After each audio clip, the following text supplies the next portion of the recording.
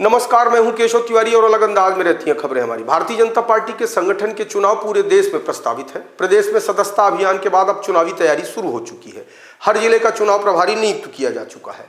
Booth committee का Bharatiya Janata party गठन करने लगी है। बूथ कमेटी के बाद भारतीय जनता पार्टी मंडल का गठन करेगी और मंडल के बाद जिला अध्यक्ष बनाए जाएंगे और जिला अध्यक्ष बनाए जाने के बाद प्रदेश अध्यक्ष बनाया जाएगा।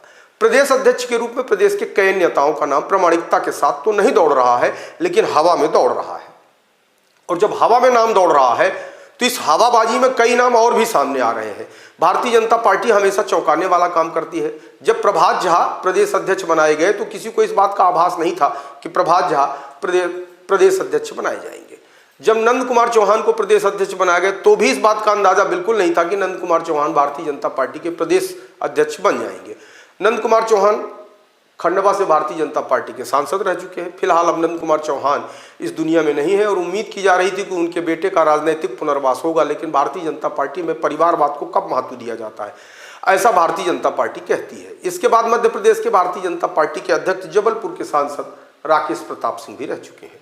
जब बी डी शर्मा भी बने तो किसी को इस बात का इल्म नहीं था कि B D Sharma Bharatiya Janata party के प्रदेश अध्यक्ष बन जाएंगे। इसलिए भारतीय जनता पार्टी के मामले में कयासबाजी चाहे जितनी की जाए, लेकिन कयासबाजी के हिसाब से ही नेता का चयन होगा, ऐसी संभावना भारतीय जनता पार्टी में कम ही रहती है। भारतीय जनता पार्टी अपने काम से हमेशा जनता को चौंकाने वाला निर्णय सुनाती है और जब भारतीय जनता पार्टी चौंकाने वाला ही निर्णय सुनाती है तो इस आधार पर तो सतना के 5 बार के सांसद गणेश सिंह को भी प्रदेश अध्यक्ष बनाया जा सकता है। जब गणेश सिंह सतना विधानसभा का चुनाव लड़ रहे थे तो उनके समर्थक यह कहते सुने जाते थे कि यदि गणेश सिंह चुनाव जीते तो प्रदेश के मुख्यमंत्री भी बन सकते हैं। तो यदि प्रदेश के मुख्यमंत्री गणेश सिंह बन सकते थे तो गणेश सिंह प्रदेश अध्यक्ष भी बन सकते हैं। इसके अलावा यदि भारतीय जनता पार्टी ने और कोई नया प्रयोग किया और किसी महिला को भारतीय जनता पार्टी का प्रदेश अध्यक्ष बनाया तो उस हिसाब से रीति पाठक भी प्रदेश अध्यक्ष बन सकती है, क्योंकि भारतीय जनता पार्टी ने जितने भी सांसदों को विधानसभा की टिकट दी थी उनमें से सिर्फ रीति पाठक ही मंत्री नहीं बन पाई, बाकी सारे सांसदों को भारतीय जनता पार्टी ने मंत्री बना दिया। नरेंद्र सिंह तोमर विधानसभा अध्यक्ष बन गए, राकेश प्रताप सिंह लोक निर्माण मंत्री हैं, उदय प्रताप सिंह शिक्षा एवं परिवहन मंत्री हैं, प्रहलाद पटेल पंचायत एवं श्रम मंत्री बनाए गए हैं।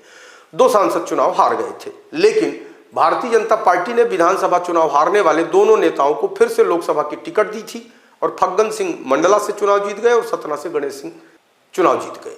ये दोनों सांसद आज की तारीख में भारतीय जनता पार्टी के प्रदेश अध्यक्ष बनने के दावेदार हैं। रीति पाठक भी सीधी से 2 बार सांसद रह चुकी हैं, लेकिन ब्राह्मण कोटे से राजेंद्र शुक्ला को प्रदेश का उप मुख्यमंत्री बना दिया गया, जिसके चलते रीति पाठक मध्य प्रदेश के मंत्रिमंडल में मंत्री नहीं बन पाई। बहुत संभव है रीति पाठक पर भारतीय जनता पार्टी यदि दांव लगाना चाहे तो रीति पाठक के पास पर्याप्त राजनीतिक अनुभव है। वह जिला पंचायत की अध्यक्ष भी रह चुकी है, भारतीय जनता पार्टी की रीति नीति से वाकिफ है। कुछ लोग कहते हैं कि मध्य प्रदेश का मुख्यमंत्री पिछड़ा वर्ग से है, इसलिए प्रदेश अध्यक्ष पिछड़ा वर्ग से नहीं बनाया जा सकता।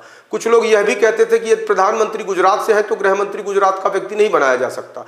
लेकिन भारतीय जनता पार्टी में वह सब कुछ हो सकता है जिसकी संभावना लोग व्यक्त करते हैं, और वह सब कुछ नहीं भी हो सकता जिसकी संभावना आप व्यक्त करते हैं। भारतीय जनता पार्टी में यदि जेपी नड्डा राष्ट्रीय अध्यक्ष हैं तो उनके अंदर ऐसी कोई काबिलियत नहीं थी जिसके चलते उन्हें राष्ट्रीय अध्यक्ष बना दिया गया। आश्चर्यजनक तो बात यह है कि जेपी नड्डा हिमाचल प्रदेश से आते हैं और जेपी नड्डा हिमाचल प्रदेश में भारतीय जनता पार्टी को चुनाव नहीं जिता पाए। लेकिन भारतीय जनता पार्टी में इस बात का महत्व नहीं कि कौन चुनाव जिता सकता है और कौन चुनाव नहीं जिता सकता। भारतीय जनता पार्टी में सिर्फ इस बात का महत्व है कि कौन यसमैन हो सकता है। प्रदेश अध्यक्ष और राष्ट्रीय अध्यक्ष बनने के लिए राष्ट्रीय स्वयंसेवक संघ की अनुमति जरूर लगती है और राष्ट्रीय स्वयंसेवक संघ की पूरी कोशिश यह होती है कि उसी को ऐसे पदों पर बैठाया जाए जो सीधे तौर पर भारतीय जनता पार्टी से जुड़ा हो, किसी दूसरे दल से ना आया हो। यदि प्रदेश अध्यक्ष बनने में इस तरीके की व्यवस्था लागू की गई तो भले ही गणेश सिंह का नाम कट जाए, लेकिन गणेश सिंह का नाम इतना कमजोर नहीं है।